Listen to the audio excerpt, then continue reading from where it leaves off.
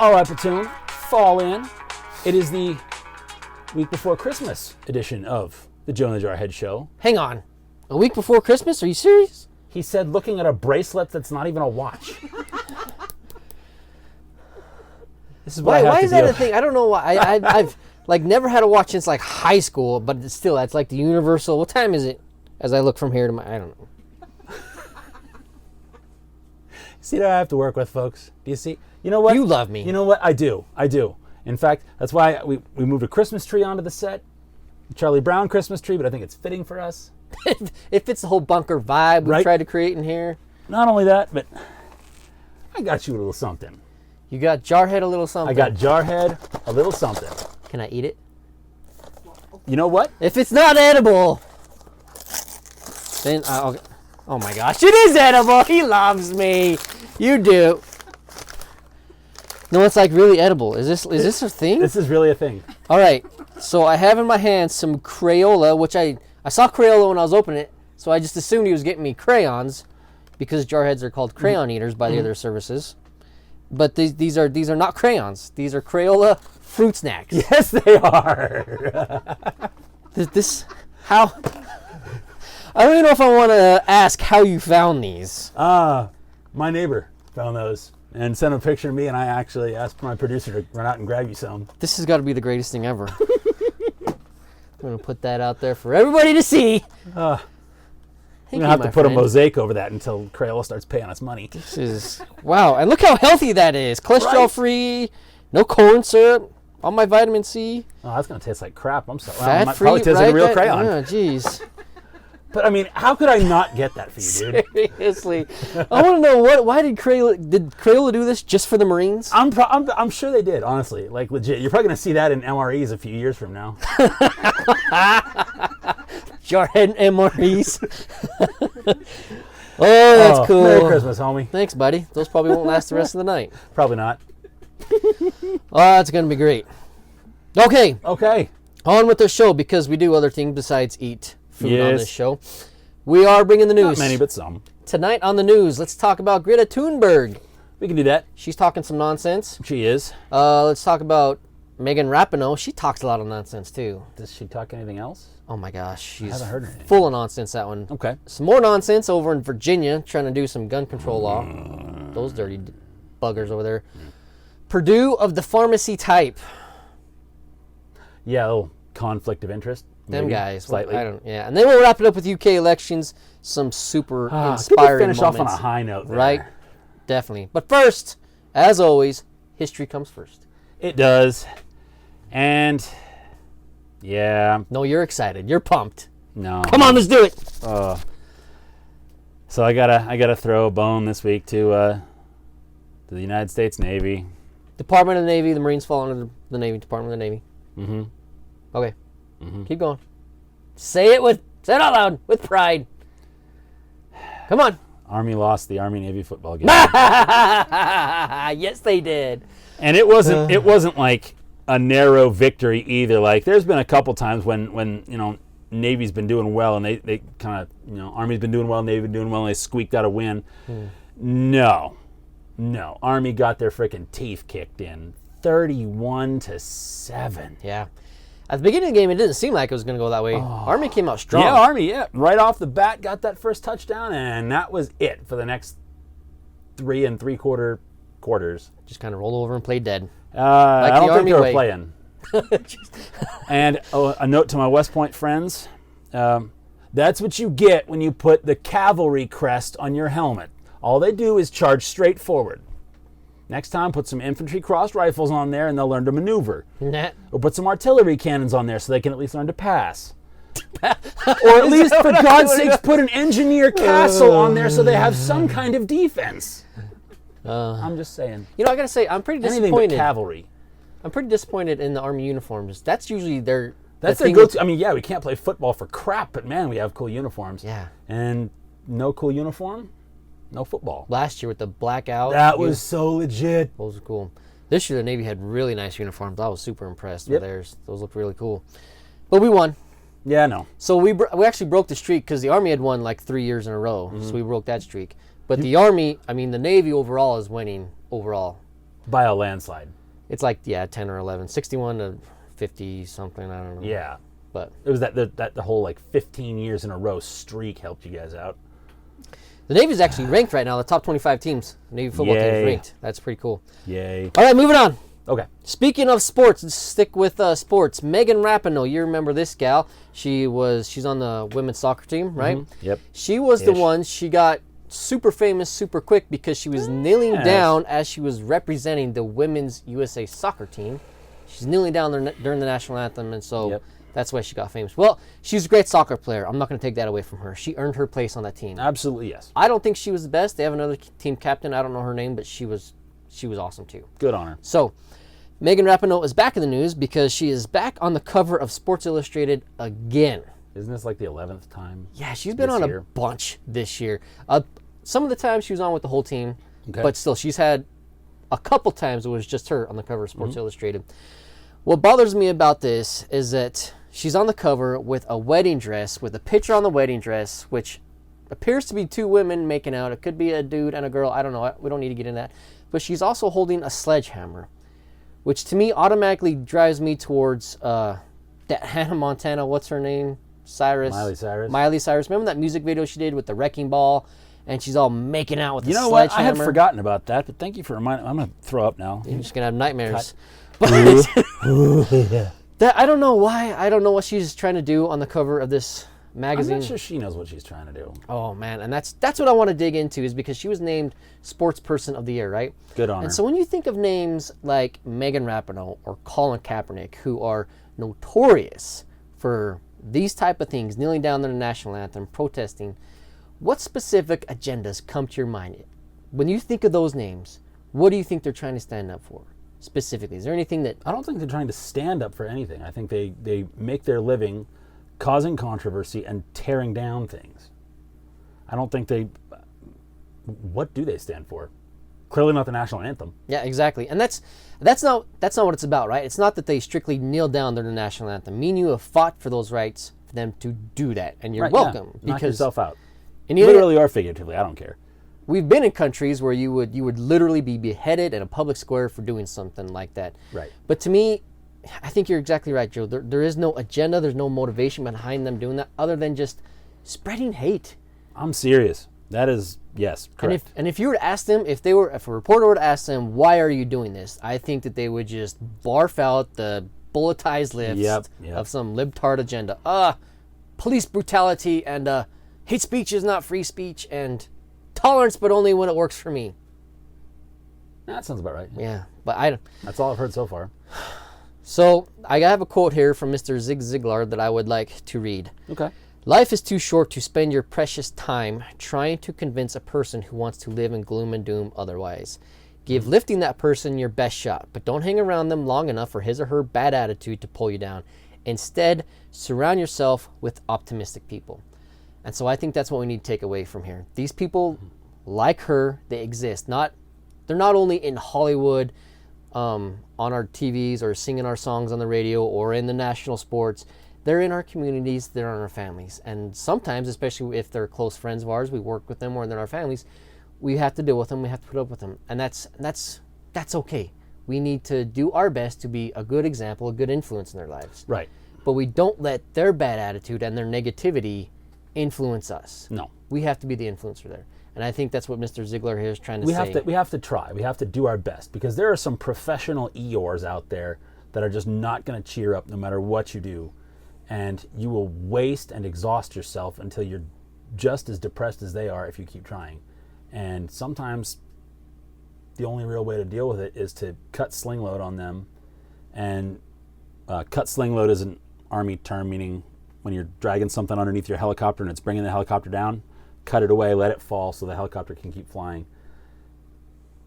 Sometimes you got to cut sling load on those people because they're going to fall no matter what. And the only question is, do you go down with them or do you stay where you're supposed to be? Yep. And it's a hard choice to make sometimes. It especially is. When It's a devastating. friend Or family. family, yeah. Yep. Yeah. And you don't want to do that. And I don't think there's a point, especially with family, I don't think there's a point where you ever stop trying to bring them up, but you don't have to make it the focus of your life. You don't have to, beat yourself up if your efforts don't bear fruit. Right. Yep. I agree. Well said, sir. Okay. Greta Thunberg, talking about saying some dumb stuff. This gal. Yeah. So Greta Thunberg is a 16-year-old Swedish climate activist who got really famous after one speech at the UN where she just, waterworks and just this fiery accusatory rhetoric toward the UN for not ratcheting up their climate change. Yeah, that was her infamous words. How dare you? How dare you? You looked at my generation for answers. She was saying that about her generation. I don't even look at her generation to mow the lawn.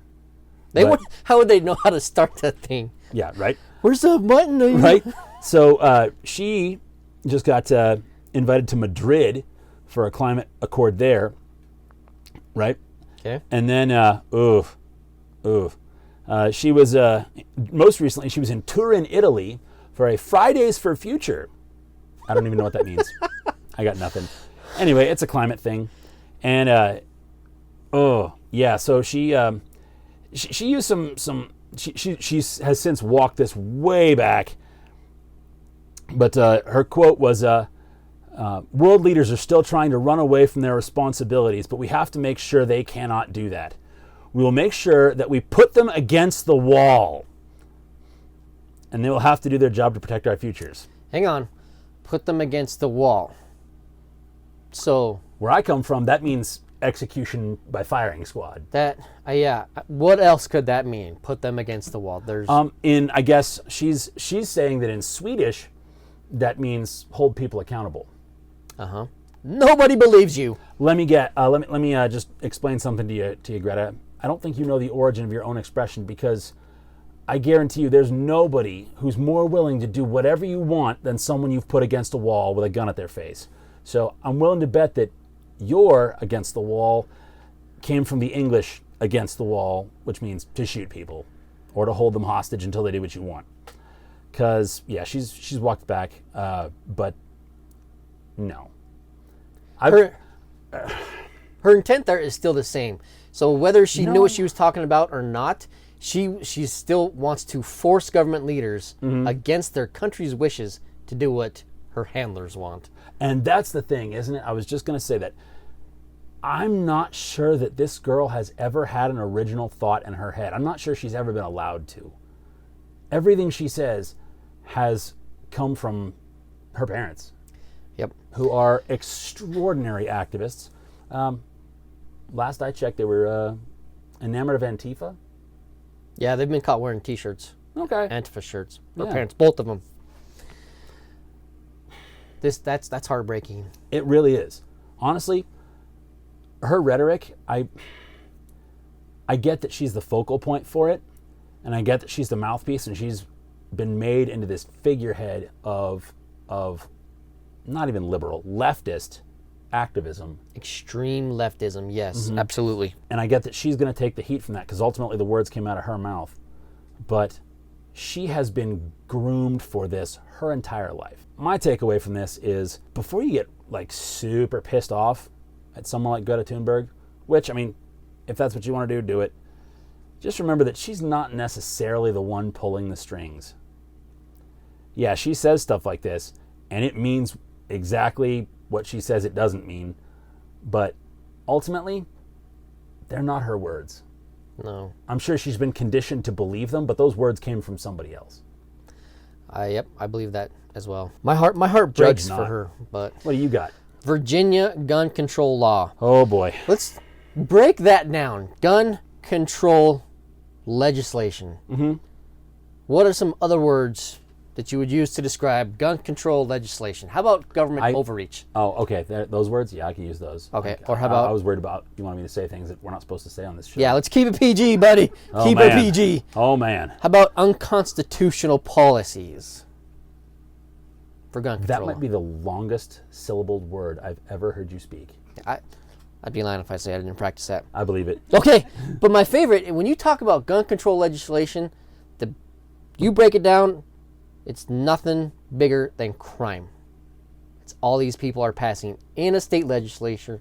They are passing criminal policies. They are. No way around it. No, because what gives you the right to carry a gun? Second Amendment. Nope. God does.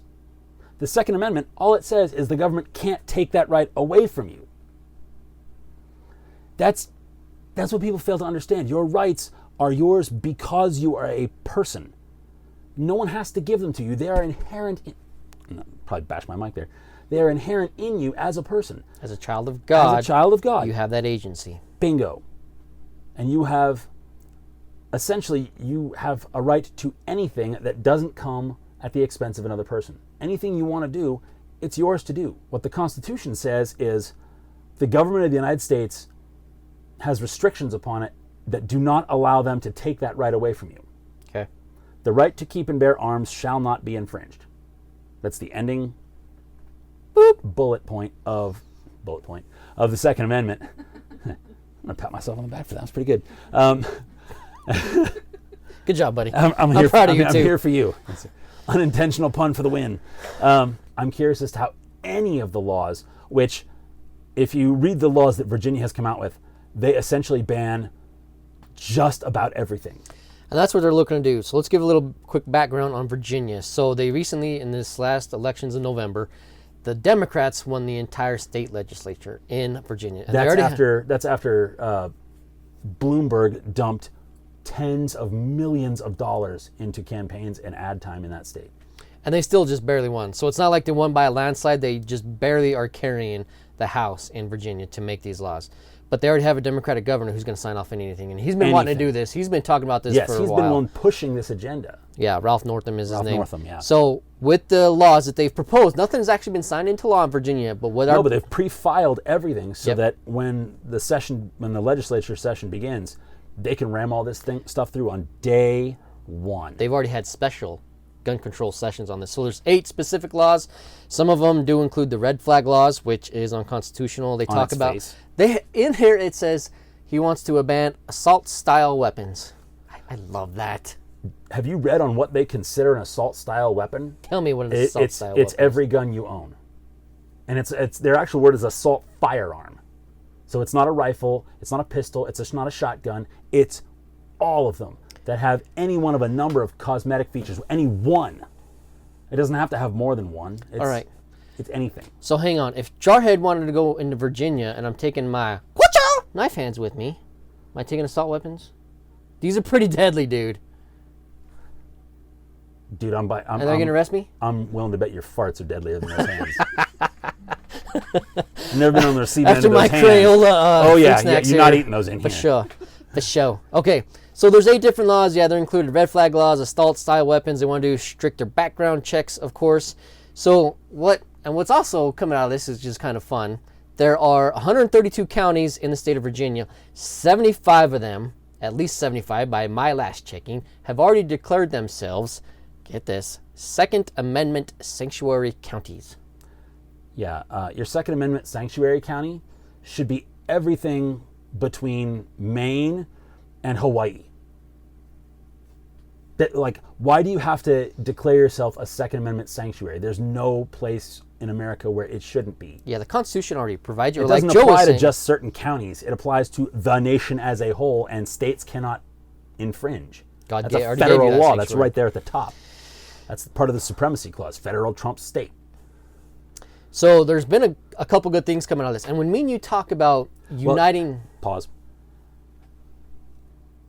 Governor Northam, last I checked, was talking about mobilizing the Virginia National Guard to fight the sheriffs of those counties and force these laws to come in. Yep, that's my next bullet right here. My bad. You can have that thunder back. Thanks, buddy. It wasn't Governor Northam. It was one of the representatives. That's what it was. That's what it was. My bad. They do want to for that, Governor Northam.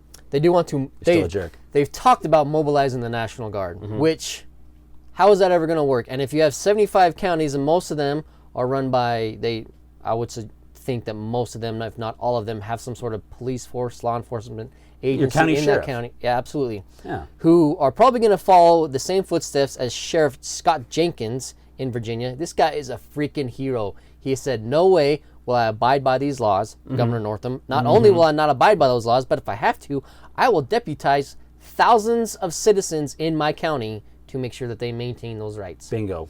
And the National Guard replied to that congressman's speech, and it was, I forget the guy's rank, but he came out in a tweet and he said, we're not going to get into the middle of this congressional nonsense. Which is bullcrap. That is a coward's answer. That is a coward's answer. We're not going to get involved in this. Bullcrap, General. Your first and only duty, you swore the same oath I did as an officer. Support and defend the Constitution of the United States of America against all enemies, foreign and domestic. This is a domestic enemy that's asking you to do this. And you're not going to take a stand? No. The correct answer is, Governor, I will not enforce that order. Period. That's what I want to see happen. I really do. I'm not saying that sarcastically or jokingly. I want these laws to be passed, and I want them to dare to try to force these law enforcement agencies and the National Guard go door to door and pick up these guns. How is that going to work out for you? Not well. There are millions of guns in that state alone. Millions of guns. Mm-hmm. How are you going to do that? I want to see how that's going to shake out. Okay, so the National Guard is a state. It's a creature of the state until it is activated for federal service. So they answer to their governor and their state legislature. It's people from the state of Virginia acting as the Virginia National Guard. So you're going to go and take guns away from people who know where you live. You still got to go home at night, Bubba. I wouldn't do it.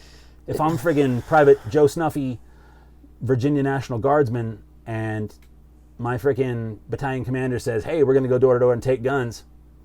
Yeah, you can court-martial me. I ain't doing it. Yeah. Or how Private Joe Snuffy already has 110% chance that guy's already got a weapon in his house. Yeah. Am I going to confiscate my own guns? Right. This is one of those Jolly things. Good luck with that. You just pencil up. Yep, I went around. I checked all the houses in Virginia, you know sir. What? I went to 417 houses today. You would not believe just the spate of fishing accidents people have had where they lost all their guns out in the Atlantic. It was unreal. Just the paperwork alone to process these claims is going to take months. All right.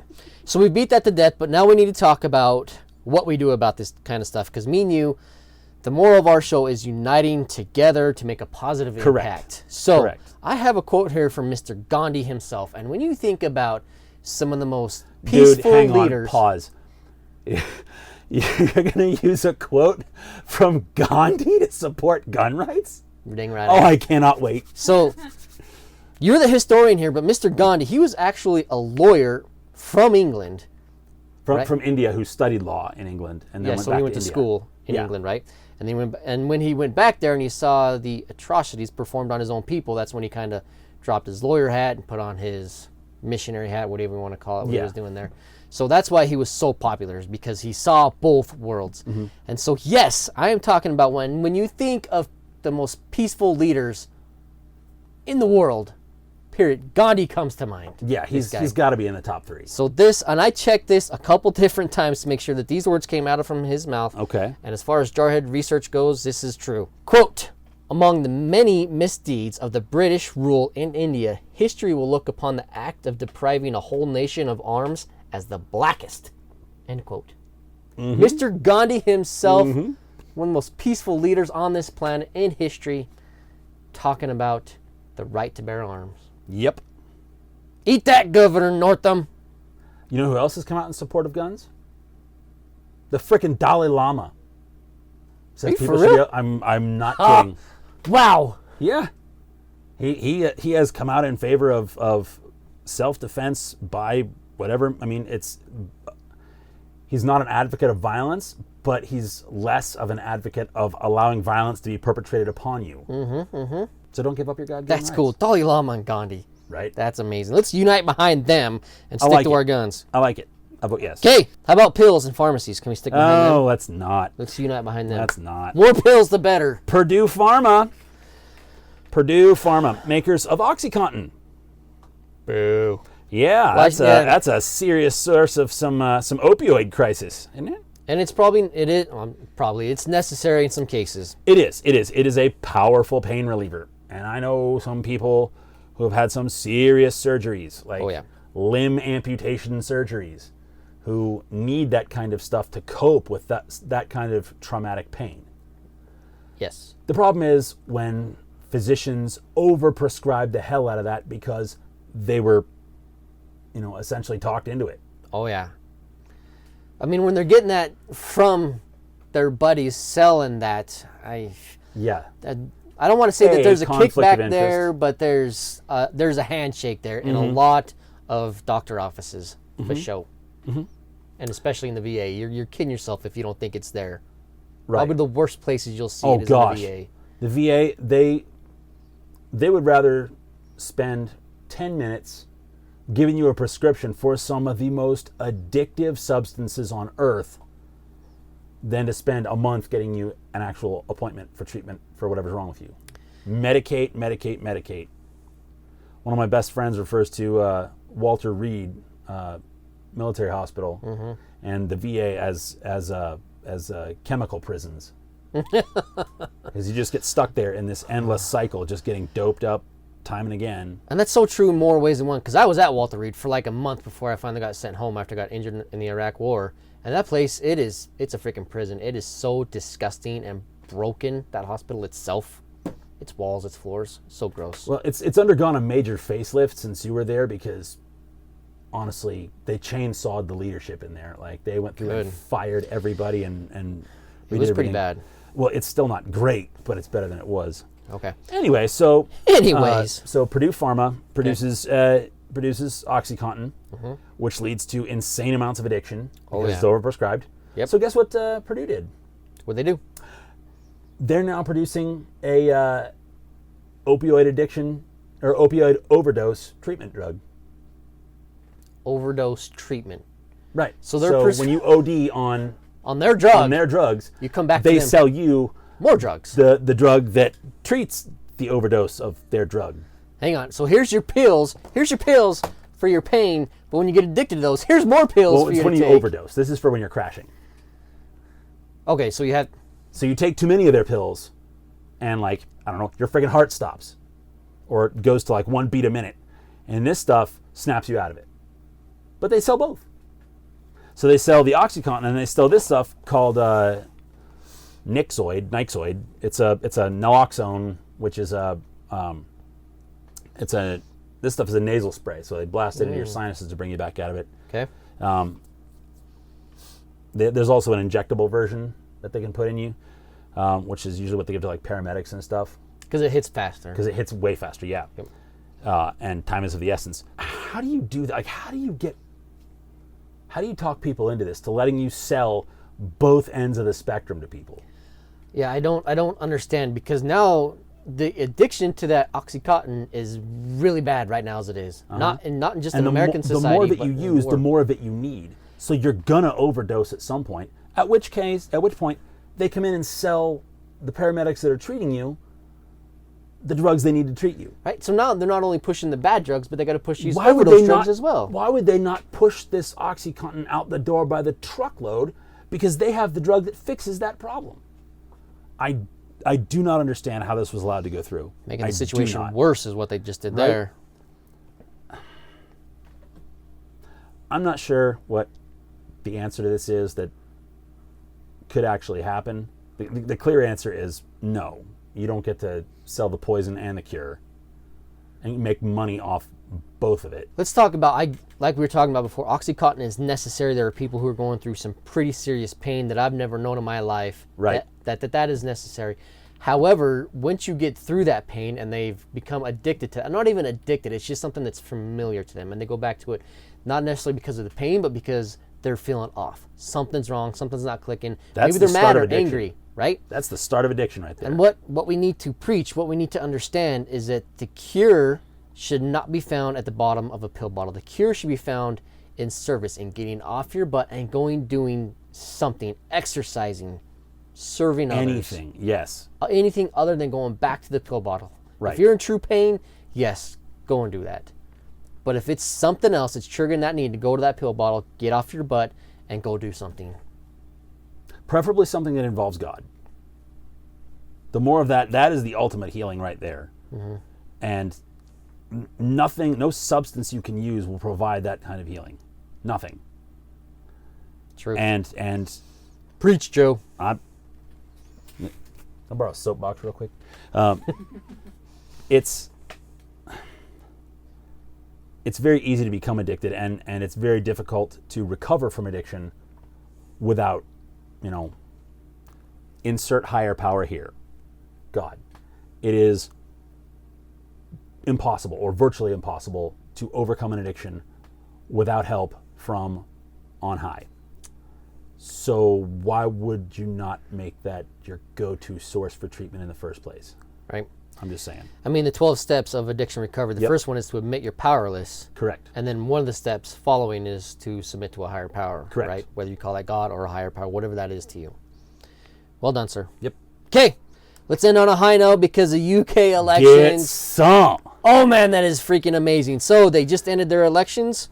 It was last week? 2 weeks ago? Last week. Yep. Boris Johnson of the Conservative Party in the United Kingdom. He will remain as Prime Minister there. He will. And his Conservative Party now controls the House. So Yes, they do.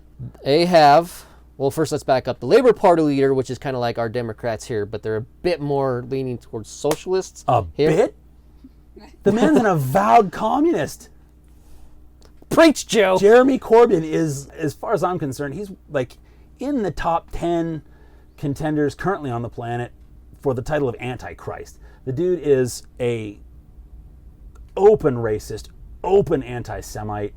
The only reason anybody even listens to what he says is because he runs on the same ticket of I will give you free stuff. Yeah. So my all I had for behind Jeremy Corbyn was diehard socialist, That was it. That's all I'm willing to talk about this guy. He's a freak. Such a crushing defeat. Couldn't have happened to a nicer guy. Right. So he's no longer the leader of that Labour Party. This is awesome. Yes, that's right. I forgot he stepped down. Yep, he walked away. Good. So they won. The Conservative Party won by a vote of 43%. The Labour Party had 32%, and they have a couple other They have parties. a few other parties. They're not just Republicans and Democrats over there.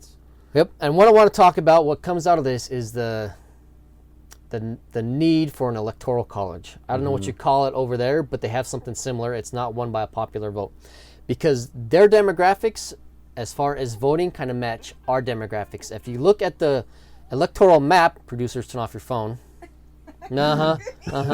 Sinners. Talking too long. Jarhead's on a soapbox over here. Let me get back on. Might have to take some Crayola fruit snacks here to get back. Okay. So when you look at the electoral maps, right, it's all painted blue and red for who voted for who, right? And you break it down by counties, the United Kingdom is very eerily similar to the United States of America, because you will see the cities with the highest crime, most dependent on welfare. That's where you're going to find all the Labour Party liberals, votes, the leftists. That's where they're going to vote. Everywhere else, not that way. Nope. So for us, when you look at the Democrats, you'll see spots Whole of blue. state. You see, if you look at it states, it's red. But if you break it down by counties, the entire map turns frickin' deep blue, or deep red rather. Yeah, blood red. Go with what I mean, not what I say. Like the whole map turns blood red with like these little pockets of blue liberalism. Yep. Chicago, Seattle, that's all you're going to get is Yeah, big your cities. major population centers. Yep. So in the UK, 365 seats out of 650, which doesn't sound like an overwhelming majority, but it's enough. It gets the job Good done. enough. Yep. So now they can do. So now they can readdress Brexit, Yeah, and or Boris, actually just push it through because they've already addressed it twice. it's been in the works for years, brother. Those guys. But yeah, Mr. Boris says that's on his number one. Which, Yeah. can we talk about how nobody compares Boris and Trump? Those two, I mean, do they get their wigs from the same place? Do they go to the same hairstylist? Yes, except from every source I've read, liberal and conservative, Boris Johnson, say what you like about the guy's appearance, he's actually pretty smart. He's actually pretty intellectual. He's not a fire from the hip kind of guy like Trump is.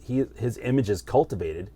Like he does that on purpose, but it's not like that's all there is. It's not like a facade and there's nothing behind it. Like the dude is legitimately smart behind it. He does. He has a lot of friends on both sides of the aisle. He is well liked over there. I mean, even Pierce Morgan likes the guy and says he deserved where he was at. Yep. Really? Yep, Pierce Morgan said that. He congratulated him. Yep, they're friends. Good. I'm so glad he's back across the pond now. Yeah, thank you. You can stay over there, Mr. Morgan. Okay, so thank you, UK, for showing us that it can be done. And thank you for ending on a high note, man. That was awesome. Hoorah for Jarhead. Feel better now. And it's going to end on an extra high You've note earned when those crayons tonight. when I get 8 these later. I might have to hang out with you so we can celebrate with some Crayola fruit snacks. Oh, this is great. Yes. We love you, Platoon. You're the best audience on the internet. And Platoon dismissed. Semper Fi. Put those away before you hurt yourself. Myself.